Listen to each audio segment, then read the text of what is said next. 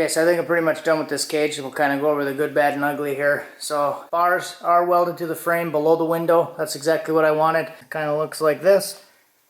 You can see I did end up burning a couple spots where I got really close with the torch around the top when the rest of the hoop was already welded in, and I tried to do the rear bars. So some spots didn't really end up too great, but it's in there. Got the seat test fitted now. I did work on the dash today. I spent probably about 7 hours fitting the dash. So this dash actually comes out into 3 separate pieces. Well, actually more than that if you count the column and the harness. So this little rusty metal piece is actually one section, and then you have the gray, which is like a fiberglass like main section that was for some of the ductwork. And then the third piece is this cover, which actually comes off by itself. So what I ended up doing was separating all 3 of these pieces, the cover, the metal, and then the fiberglass section, and then I just gutted the whole back side of it. Used a Sawzall on a lot of it, and I was able to kind of cut around everything and get everything to clear the dash bar and get everything to go in. Slice some holes for the A-pillar bars to come through, and this is kind of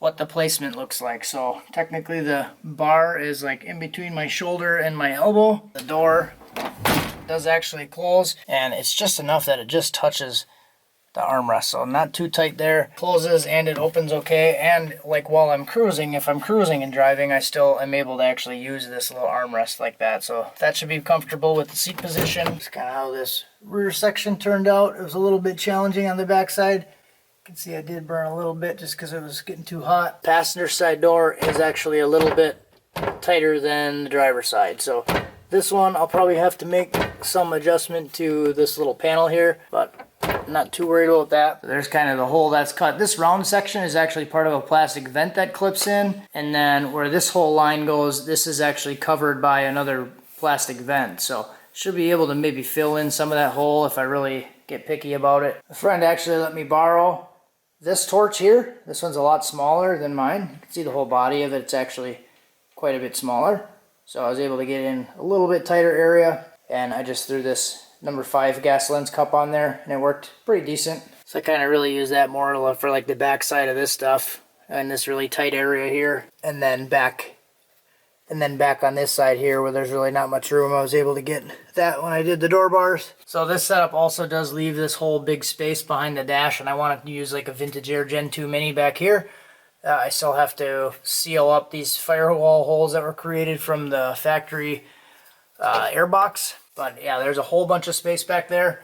I'm not going to worry about heat and AC right now. I just want to get it out to the track. So I'll get everything bolted back in, wire it back up. May or may not even finish the seat and put the carpet back in. I kind of just want to get it out. So I think my plan is put the windows back in. Like I said, get that stuff all finished up, wire it back up, and get it out and make a couple passes. Then I can always come back and button some of that stuff up later. I do have a set of Mickey Thompson Radial Pros here. Looking forward to using these things. And then I do have some skinnies for the front, and then a set of 15s. These are the spikes, I believe. The Jeg spikes, and then a couple of ET fronts. So last time I went to the track, spun really bad. Hopefully that's not going to happen this time with these tires. Looking forward to getting this thing out. So that's it for this one, and I'm really looking forward to cleaning up this mess, because this was definitely a dirty project.